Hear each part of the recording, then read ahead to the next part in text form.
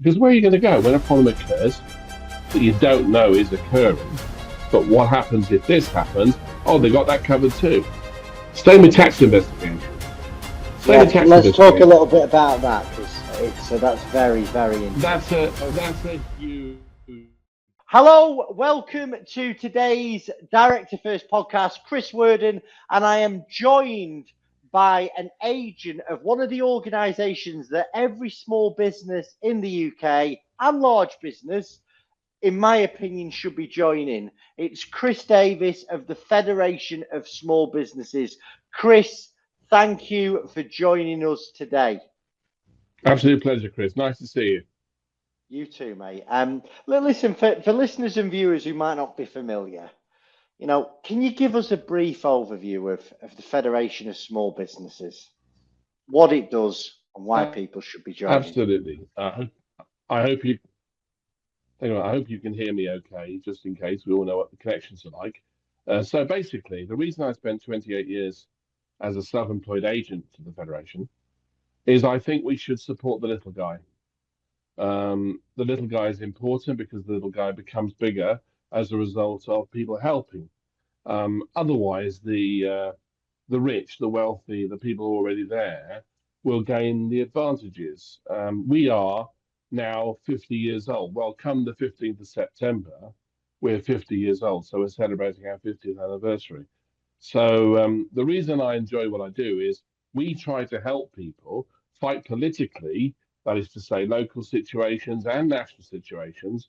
For example, where the government, excuse me, where the government actually fail in supporting small businesses. And I'm delighted to say that throughout my time, I've often been in contact with the people who help make these meetings. So, for example, just recently, having a change of government, within a week or so, we were having a meeting with the Chancellor of the Exchequer, the new Chancellor of the Exchequer.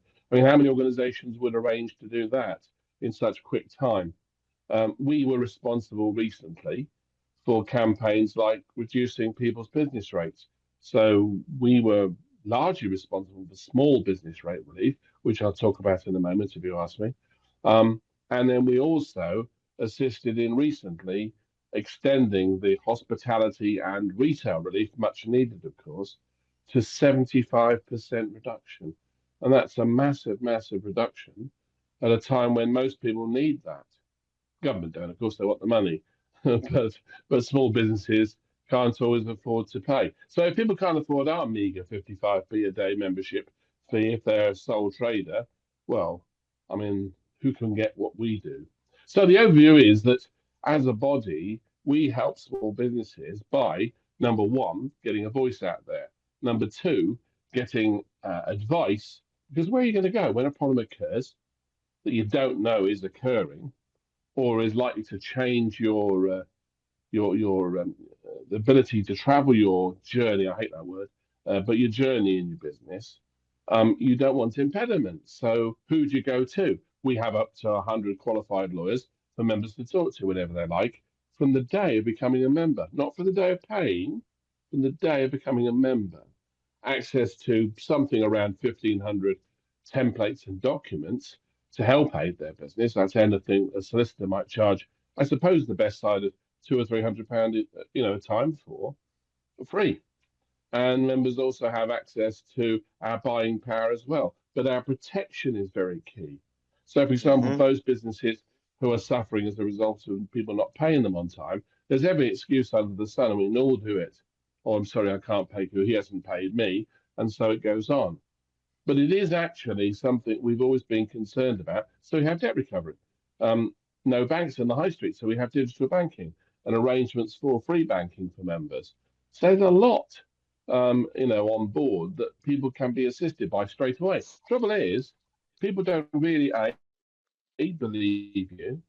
People think they've got it right themselves on their first, say, insurance premium, and also, people think they're blessed and they never have a problem, so they would never need anybody like us. And sad to say that even though there's 4.5 million small businesses, the FSB has about 180,000 members or thereabouts. It's difficult to say nowadays. COVID has obviously hit everybody, and I'm very proud to say that I still persevere. And even if people don't want to listen, they're going to listen because it's important. I'm trying to help them, whilst it's a nice way to make a living if I can do so. So please, please, please, if you need to talk to somebody, seek out your local agent. In my case, I'm the South and Hampshire and the Isle of Wight, and have a good old chat.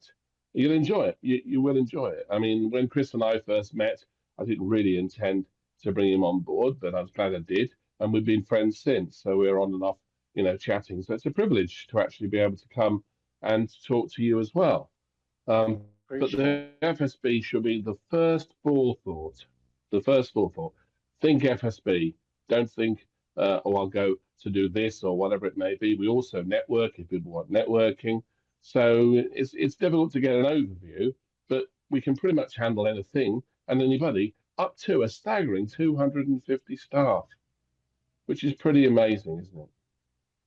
Well, I mean, when you look at 55p a day for a sole trader from them prices, and I was astonished that of all the documents that are available, and it's just that support that every business needs, large and small. I mean, one of the things I wanted to dive into, what are the most common challenges you're seeing small businesses face right now, Chris, and how is the FSB helping them navigate them challenges? Well, I'd say, although they don't realise it yet, massive proposed changes by a new government, like taxation, don't Hmm. tax the self-employed overly, because we're already paying more taxes than the very major companies, and in some cases they may not pay anything at all. So that's wrong. Pay people on time. If you're a large business, pay people on time. They've done the job; they deserve to be paid, not the payment Hmm. withheld. Um, thirdly, I should say, really, it's being aware. People need to know about what the FSB does, because what they shouldn't want to do is want to know what the FSB does, because that smacks of urgency. What I think people should be doing is look at the FSB, say, that's pretty good, but what happens if this happens? Oh, they got that covered too. More crime, more jewellery service. We offer up to £250 a day. If a member of staff gets called to jury service, all the member does. I mean, that's up to 10 days. That's a lot of money if that should happen. So we're covering most of the bases before people get to them. And it doesn't matter what industry you're in. If you're retail, we're running a high street retail campaign right now. And we're also 50 years old this year. So those people who wish to join, not through the online joining, you won't learn anything that way. Talk to your local agent, build up a relationship. That's the important thing. Build up a relationship, a friendship, a firm friendship to say, well, Chris will know the answer to that. I'll go there. And I try Hmm. to. My background being accountancy in the past and finance, and I studied the law as well, has held me in good stead. Like with you, Chris, we're very much of the same opinion on that.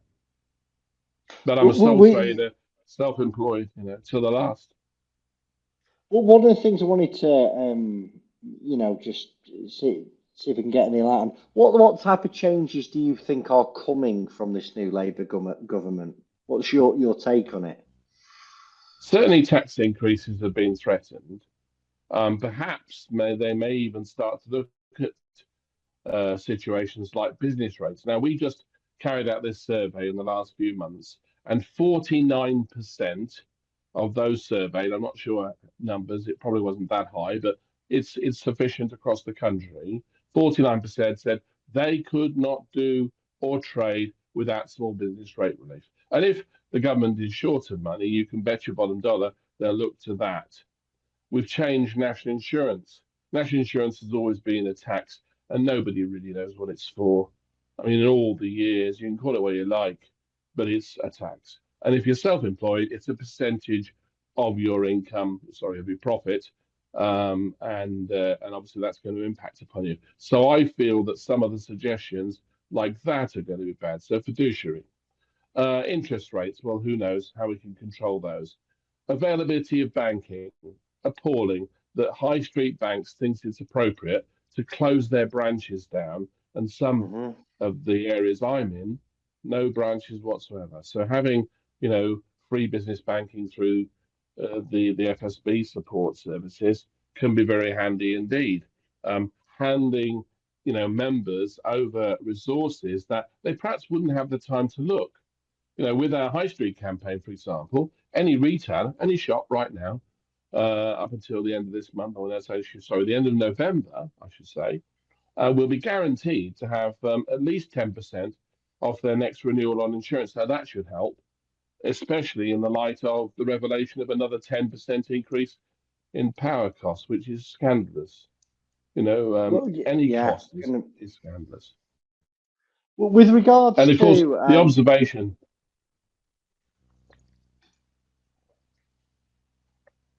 Go on, Chris. I cut you off there, buddy. The observation.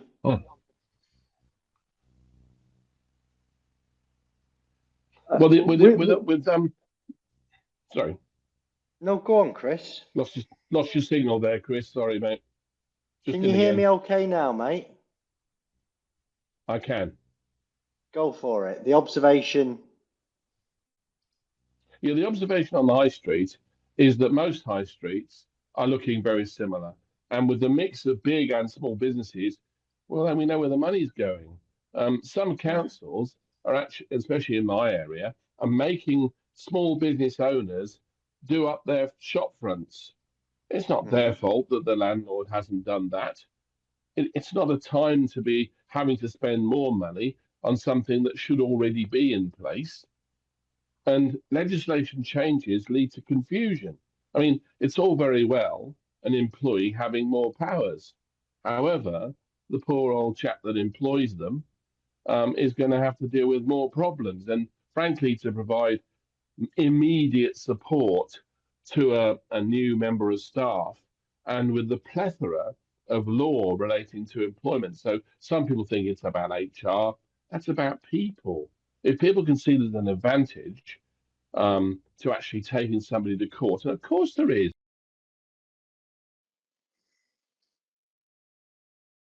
Program wanted me to pay a subscription, so it suddenly cut to that instead. No problem. So listen, we're live again there, Chris, and you was actually talking us through issues with HR. Can you give us some sort of real life examples of things that you've dealt with, things that have come up with business owners, and how you've been able to step in and go, right, we do this, that, and the other? Yeah. Well, number one, remember I mentioned to you that we have a bank of around 100 qualified lawyers who will call you back to advise you, as you know, you being a member. Now, I'm a member too, and frankly, anybody who's self-employed, I really think, never mind whether I bring people into the FSB, that's how I make a living. I'm unashamed of that. But I like to look after people. I think it's important, as I said, to build that relationship. So when something comes up and somebody else has had experience in that, they know best how to deal with it. The FSB has the sense to provide a £1 million legal backup package, which is wholly owned by the FSB for the purposes of protecting the members. And based on numbers of staff, so for example, if 90% of everybody in the country is less than 10 staff, which is what the national statistic is, we're charging £295 a year. However, with it being the 50th anniversary, we're knocking 50 quid off that as that. So £245 a year buys you 100 qualified lawyers and defence against employment law. So my experience was that one of my friends had a co-director 6 years later taken to court front for dismissal because he apparently had his hands in the till. But nonetheless, because he's an employee, the ACAS said, oh yeah, we'll uphold that case, perfectly fine to go ahead, and they'll have to pay if you win. But he didn't win, and we paid the costs that the court awarded, because although he didn't win, the court awarded him something, which is often the case. So we cover not only the lawyer to defend the member, but unbelievably the cost of the whole process, including the award the court may make. And my member, who pays just under £300 a year for about 60 staff currently, because he hasn't updated, hasn't had to, nobody's actually asked him to. That's the amazing thing. Something like £19,000, which the court awarded, paid for by our cover, and of course he doesn't own it. So the member is able to claim without any excesses or costs. So when people say to me, "Oh, it's a glorified form of insurance," how many times would you have someone where you paid a premium where there wasn't an increase, not a massive one, and there was always an excess? And in that particular regard, my friend is utterly delighted he's a member of the FSB. Same with tax investigations. Same with Yeah, tax let's talk a investigations. little bit about that because it's that's very, very interesting. That's a huge. Many people buy tax protection insurance. They usually buy it and they're sold it on the basis of their turnover, which is nonsense. Utter nonsense. So the view is if they can afford to, turn over millions, then they should be paying thousands for protection should they require it. Of course, if they've got good people, good accountants, remember I used to be an accountant, and often my bosses used to get me to sell tax protection insurance. I didn't know the FSB did it for nothing. It's part of the membership. And once the HMRC realised that somebody's got £100,000 of tax barrister behind them, absolutely free of charge, there's who's going to go into battle against us there. And we have the result of 54% on average prior to COVID. Haven't seen the figures since. Revenue don't seem to declare them. We won nil settlement, 54%. That's a huge, huge percentage, isn't it? And our Do you have average, any like specific cases you could share with us? Obviously, not going yeah, into detail who yeah, it is, I do. but that'd be really helpful. A friend of mine who's based where I am at the moment, he runs three businesses. So this is the other incredible aspect of the FSB. You're the member, not the business, you Mhm. and the business. So if you have co-directors, they can join for half the price you joined at. And most people go, no, he doesn't need to be a member. We're already members. And the first thing they've got to learn is they're not protected unless they are named members. Mhm. And the named member, it is a yearly membership subscription. So day one support, accepting full tribunals because they might have already gone through, and obviously we can't pay something that's already happened. Full support from the day that you could join the federation and, in theory, have a tax inquiry the following day, as long as it's not in the post by that time, and the member's got full defence. Plus, he's an FSB member, isn't he? See that logo, and he goes, "Oh, perhaps we won't go in that one." And if you've got ex tax inspectors like we have, based in the marvelous David Marples, who's the head of our tax department, for example, and without naming too many businesses, we have lots of structure within the FSB. And my delight is I know it's a job well done. So they've got the employment side and the tax side.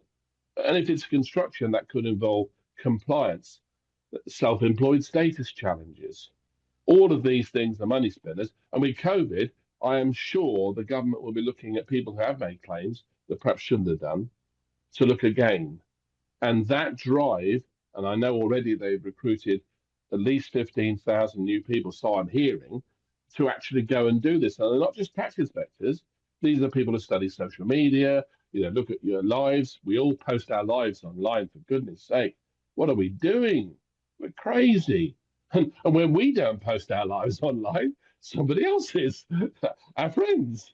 I had, anyway, going back to this particular case, sorry, I digress. I get so excited. So this guy was a financial services business, and he got targeted, but he also had an investment in a care home. So he had a tax investigation on that. His accountant initially started it, but we took over when I suggested to him we might. They were now up to about £100,000 of additional tax, quite magically out of the blue. So that's why he called on us. Um, and he had 6 months to make a claim, which was obviously huge. It went a long time. You can imagine how long this argument went on for. But the Mhm. guys at our tax defence won the case for him and got him an £8,500 refund. How's that for a turnaround? How much value does he have as an FSB member? Oh, my biggest excuse in this country right now is no, I was a member once, never used the services. Use the services. If you're going to join, use the services. And the point I always raise is how many people would you be able to buy for your business for 245 quid a year? I leave my case open to that. And how many people would need a contract of employment, a sales agreement, terms and conditions? And I think incidentally, that on the on its subject, own, that on its own, it's worth the fee for me. Chris, just moving on oh, because I we couldn't do have agree more. limited time. Yep, of I, course, of course. obviously, policy and advocacy is a big thing for the FSB. It plays a very important role in advocating for small businesses, in certain policy Indeed. decisions. Right now, what are the key legislative or regulatory issues that the SSB are focusing on? Well, certainly we don't want to see the undoing of the changes we made, for example, the self-employed national insurance. To take 3% off the tax bill of someone like me is very helpful right now because we've had a tough time. And they go, then the announcement comes from the Chancellor, no, sorry, from the Prime Minister. Oh, it's going to get worse before it gets better. We've heard this all before. How much longer? No wonder people are winding up their companies. One of the reasons they have this get out clause. But maybe that may not be a get out clause. Maybe people who exploit that will cause people who don't exploit it major problems. But policy wise, lay off the small business, expand the high street, assist the high street, do not target small businesses where it's easier to do so because we don't have the money ordinarily. Who Hmm. can forget the remarkable story of the masters? And our Yeah, hearts went out to all of them, but our hearts yeah. should be going out to all us small businesses, all us self-employed people, because now we hear that HMRC have in fact chosen Fujitsu as their main provider, and Fujitsu were the people behind the whole sub postmaster debacle. It's absolutely astonishing. And the biggest problem, and my heart keeps pounding on, even though I'm now an old boy of 66 plus, but after 28 years, I believe in what I do very strongly, and so should you. That's why you should have a relationship with your local agent because we're great blokes and gals. We know exactly where the problems lie, and we usually have some solution to do that. And then we have the buying power of a group now. For example, we recently negotiated for a healthcare package, which could be very useful for staff if, let's say, somebody has a cancer. Yeah, And we're we're, back. we're, we're Yes, playing it. We're playing because again. Yeah, healthcare. that is that. So when somebody says, if you want to sort of summarize, what does the FSB do for me? What would you like? What problem can I help you with today?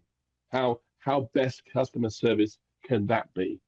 And it all stems from around 55 pence a day. And I just find that absolutely astonishing that, we have barely 200,000 members. We should have people knocking on our doors, not knocking on the FSB door. They're too busy. Knock on our doors. We'll help. We'll get you on board. And more importantly, we'll look after you. I mean, listen, for some practical advice, Chris, Mm. entrepreneurs, business owners that are just starting out there, what are the key pieces of advice you'd give them to avoid, some of the common pitfalls that you see? Because obviously you've talked of a lot of support in the FSB, which is brilliant, but you've been around the block a bit.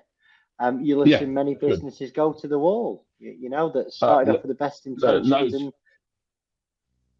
I'd like to think, Chris, that because they're members, I have the assurance that provided I can remain in contact with them, and I use social media platforms and new social media platforms, and also people have got to recognize integrity when they see it, and it's very difficult. I mean, I also act. I enjoy acting, so I could be pretending, couldn't I? But I am really sincere about what I do. The problem is people don't recognize that anymore. So a small owner is wary. A new small business owner is wary because the other people who are wary tell him or her that they should be. So we'll give them some free training on how to run the business. We'll give them guides on what to do. There's even personal guides if, for example, they're running a business from home.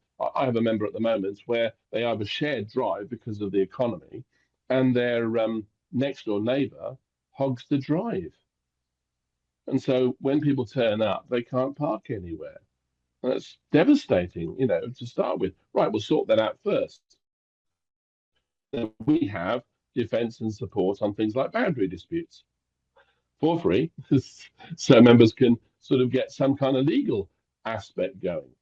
The key thing about when you start up in, and I'm sure you'd agree with me as an entrepreneur yourself, Chris, is to know what you're doing. So to use an army analogy, and I've used this many, many times, you need to know what's around the next corner, but you can't do because nobody will necessarily tell you for whatever reason. Time is a factor. Everybody tells me these days, and it is getting tough to talk to people, I haven't got the time to talk to you. Well, you need to make time, but you need to make positive time.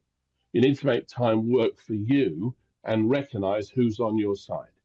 You need to know and have an advanced idea of what's ahead of you. And you can only have that by other people, networks, and people you trust, and your FSB man, who hopefully you do. And then you've got the appropriate documentation you'll need, because, for example, you don't need written health and safety until you have over 5 staff. But what does that mean? People go and form a limited company, 3 directors, 2 staff. Oh, I'm under. No, you're not. You add the staff because obviously the directors are staff. But with us, the directors are the members. So a new business can get all their paperwork sorted out, all the guidance sorted out, have a ready-made team of people to give them guidance when problems occur, and to prevent problems occurring in the future. Plus all the backup they'll need and the ability to grow, which is really the key point of the 50 years the FSB has been going for, I believe. And the reason why many of us gone again. That Isle of Wight connection is it's been a bit all over the place awful. Today, Chris. It is. We'll do this again on stable ground, I promise.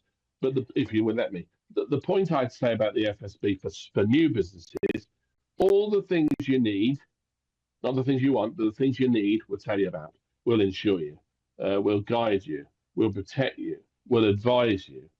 All the businesses that think they don't need any help, we'll advise you, we'll protect you, we'll guide you through the paths that are difficult. And we'll send in the cavalry free of charge when a problem really occurs.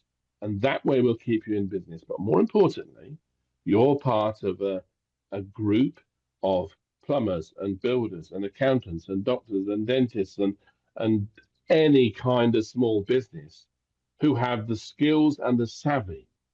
I met somebody recently, an absolutely wonderful lady called Carolyn Platt. And Carolyn invented and became provider to the Queen's household for animal bedding. She's Platt's Animal Bedding. I'll give you a bit of a punch here, Caroline. But I was absolutely so impressed that you have become a volunteer for the FSB in Wales. And I think that's absolutely fantastic. But you grew a business from nothing, purely and simply because at the time of COVID, people needed to bed their animals, and you devised a system to bed animals. And all of a sudden now you are one of the most well-known animal bedding businesses in Britain. Applause to you. I think that's fantastic. But you're an FSB member, and rightly so. And now you're an FSB ambassador. How great is that? I built branches from very small numbers to large numbers, but people keep undoing that. And then people sort of have a confusion with who's actually on their side. Other organizations do similar things to we, but they're not about small businesses. They're about all businesses. And you can't have advice given to a huge business with millions behind them and a teeny tiny business who's praying for their next customer comes through the door. Now, can you? So we have to protect people. We have to protect them to keep their licenses. We have to protect them from HMRC and other groups' involvement. For example, we made a big play of trying to prevent authority figures like health and safety people from just randomly turning up, faulty towers, Basil the rat, oh, it's the health inspector. But we've stopped a lot of that. But of course, with the Federation, we're sensible enough to protect members from that. And if you're a limited company, you won't believe it, but we also cover criminal defence, because who can tell the difference between criminal and civil cases these days? I certainly can't, and I'm always surprised. But when I've recruited a member, and before they've even paid their first subscription, when somebody a phone call not half an hour ago after I joined the FSB, and you've solved my problem within the last 10 minutes, that gives you real confidence. And it's something I confess that I sometimes doubt One of the myself. things, just to sum up, Chris, what is the one piece Yes. of advice that you would give to someone running a small business who is thinking about joining the FSB but hasn't made the decision yet? Number one, on this £50 discount because of our 50th anniversary, that lasts until the date in which we were created, in which we were launched, which is the 15th of September. So if you're umming and ahhing and sitting on the fence and going, oh, I don't know whether I can afford to do that, number one, join by direct debit. It's easier because then you remember straight away. Takes a few weeks anyway to pay. So you've got all the services you can see for yourself. You've got access to your legal documentation, which you may need suddenly, but you don't know. And don't just think about it. It's 1 year that could save your business. And that's the truth of it. 1 year, just 1 year, could save your business. And how many people could say that of any organization?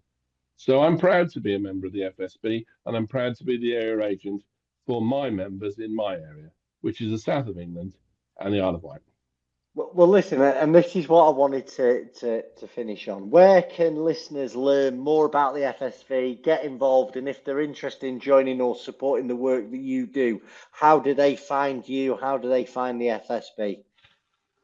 Well, in my case, I seem to be, well, in my area, I don't know, if you type in Chris Davis FSB, you should find me fairly easily. I'm on LinkedIn, I'm on Facebook. I'm sort of fairly a controversial character. But we're a branded organization, so nothing but good thoughts with the Federation. We're there to help you. We're there to help you whether you're actually a member or not. So please support us by contacting me if you're in the South, um, or anywhere in the country, really. I mean, I actually will engage with anybody anywhere in the UK if they wish to, provided you've not met any other agent before and you're going to do business with them, because we are, 90 to 100 self-employed small business people doing this job for you, helping you understand where to go. Okay, I'd like to join the FSB. How's the best to do it? Learn from the members who are agents. Learn from the members themselves. Maybe they can tell you a few stories. And if you are not very confident, talk to the people you know who are members, and they'll give you that confidence. I think that's the best recipe. But look up your local agent. If you type in fsb.org.uk, you'll find the national website, and that should tell you about your local people. But contact your local people, or the ones you like, the people you like most. If you like me, great. I need the business. I need the members. I can't do what I do. We're only recruiting members one at a time. We only get our income from the first member. So we're always looking for new members, as you would expect. Join the FSB, or you'll regret it, because there'll be a time when you think, oh, I wished I'd joined. Now, where am I going to go now? And we can still help, incidentally, because there's still an open advice line to keep you on the right track. And your fellow members, they can't be ignored. Use your fellow members too. Of all the skills, you know yourself, Chris. If I don't know something, I'll ask him. If he doesn't know something, he'll ask me. Oh, that's the best network, isn't it? Isn't that the best? Chris, I hope to God that people do take this message, and I hope to get you on again in the coming months. Listen, thank you for your time. We really appreciate you. Thank you for yours. I can't do what I do unless I actually am able to communicate. And thank you for our time, during COVID, and our friendship we've cultivated ever since. Chris, you're a gent. God bless you, mate. I'm going to end the call, end the podcast there, man. Take care, mate. Bye bye. Bye bye. Thanks, Chris. God bless you.